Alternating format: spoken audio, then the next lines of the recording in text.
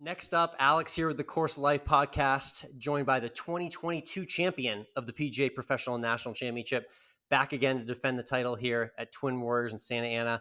Jesse Mueller joining the Course of Life. Jesse, how you doing today? Doing great. Glad to be here. Absolutely, man. So this is an interesting vibe for you, I feel like. You know, I'm sure you probably had some sort of victories in your playing career at some point, but that was a unique win that you had last year, obviously propelling you to play in the PGA Championship, which is what everyone is out here to do. How does it feel kind of coming back to an event where you've had so much success? Yeah, it's definitely different this year than the last couple of years I played going into the event. Yeah, you just have this is a different outlook heading in. Last year, obviously, I was playing well and I thought that I had a chance, but then things kind of came together and I ended up winning.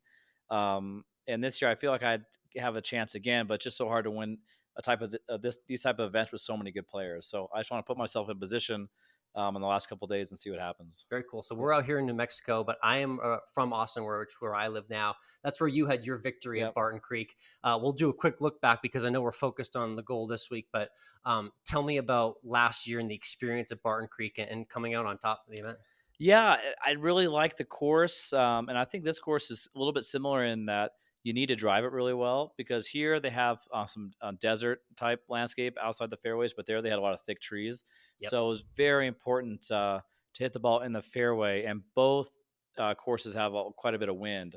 So being able to drive it in the fairway with wind was really key last year and this year as well. So I think the defending champion moniker is interesting with an event like this because it keeps switching venues. Mm-hmm. So it's one thing to maybe lean on you as the defending champion, but now that we're at a different venue, you mentioned the similarities in the courses, but for you defending as a champion, is it more confidence to do it again because you just did, or do you feel that pressure of having to perform again this year? Not so much. I know I'm gonna have a chance if I play well, but it's really hard to.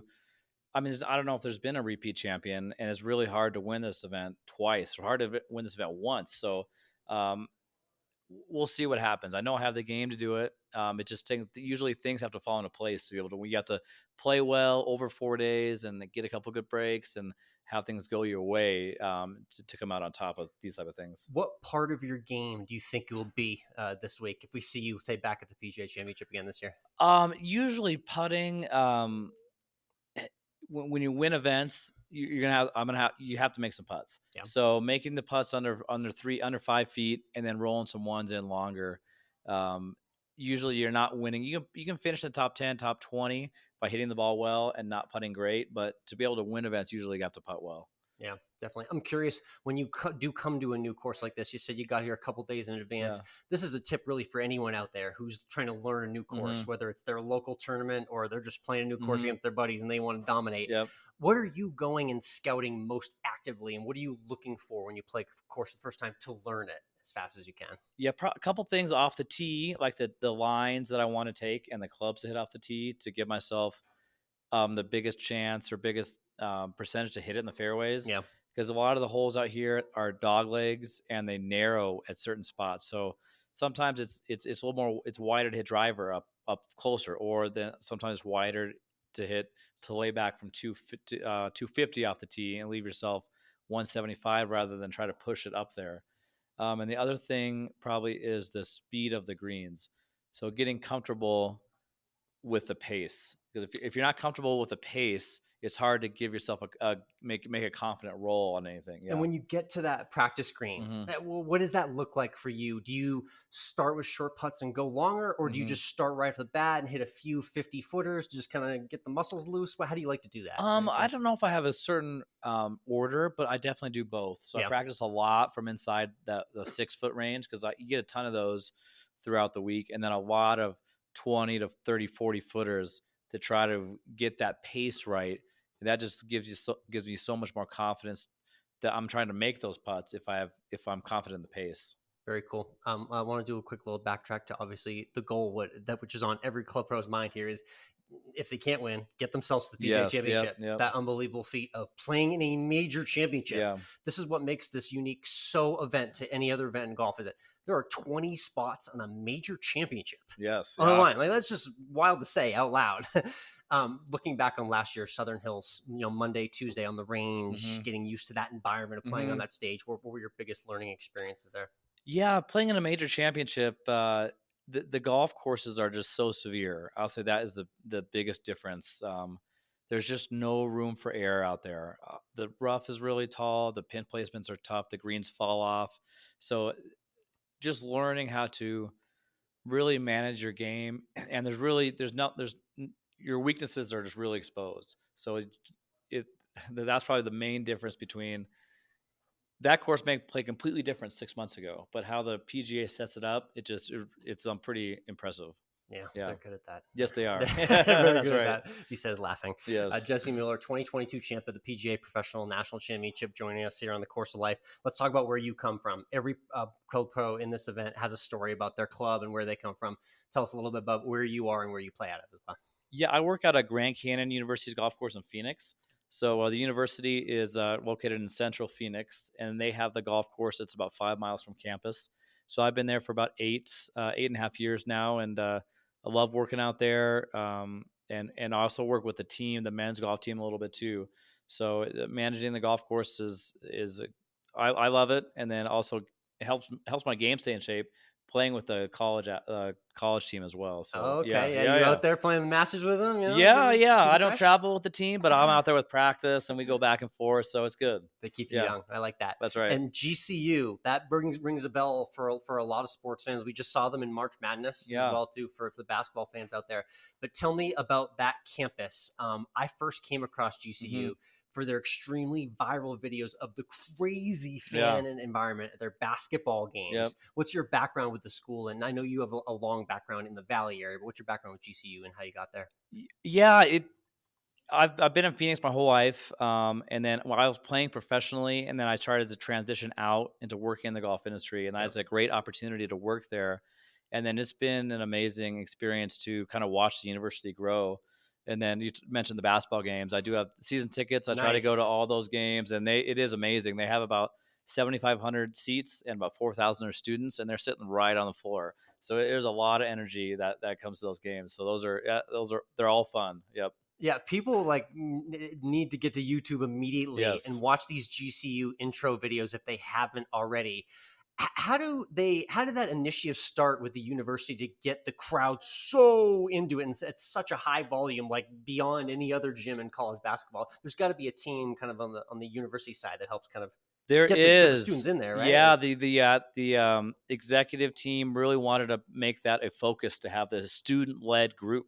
So they're called the Havocs, nice. and Yeah. they organize everything that goes on their side for with game day. So they have meetings, student-led meetings with the university executive team on game day operations, activities, what they're doing during the game. So it's pretty fun experience. That'll be for them to be sitting down with the top level of the university, going over how they plan the game days. So Very yeah. cool. You know what we need now was for the GCU golf team. We need some walk up music for them. We have to mimic a little bit of the Havoc environment, maybe for a GCU golf event or something like that. You know, it's just an idea for the future. Maybe I know they do it a lot at the with the Zurich Classic and the Live events have crazy amount of walk up music. So I don't know, maybe bring a little volume to the golf events. Could be something they do for the future as well too. Absolutely. I think that's a great idea.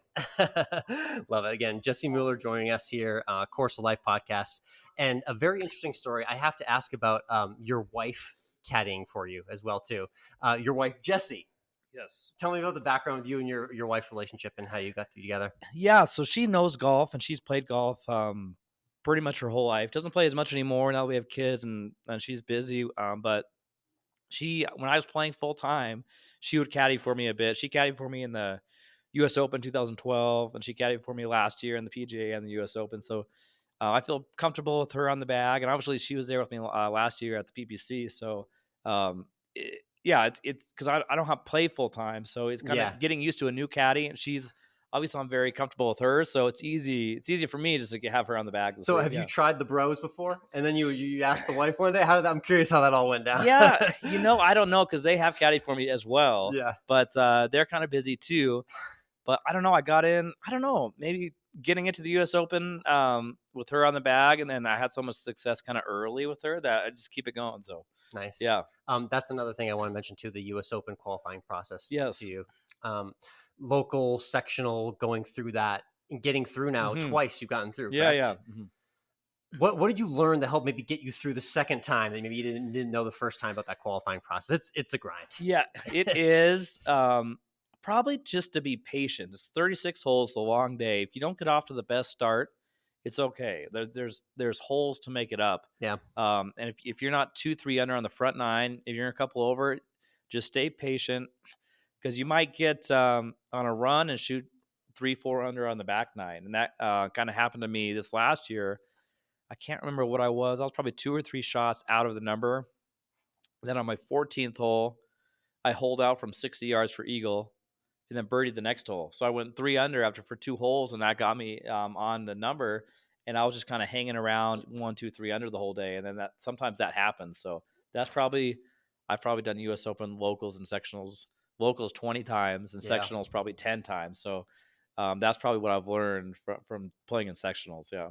Very cool. I'm curious, wife Jessie on the bag, and your name's Jessie. When people yell out Jessie, do you guys both turn heads every single time, or is it just her or just you? Probably, because half the time they're probably asking for her too. So yeah, she's more important. Right? Exactly, 100%. That's right. Love it. All right, Jessie, let's get into some fun stuff now. Let's start with a quick this or that golf edition. Yes. Okay, real simple questions for you. This or that. We're starting with at the turn. Is it a hot dog or a protein bar? Hot dog. Okay. Hole in one or albatross this week? Which one would you rather make? I'll do albatross. Nice. It's more rare. It is, yes. And as my buddy JJ Clean said, it's one less on the scorecard. That's right. Yes, that's what I was thinking. Yes. Sunrise golf or sunset? Sunset. Okay.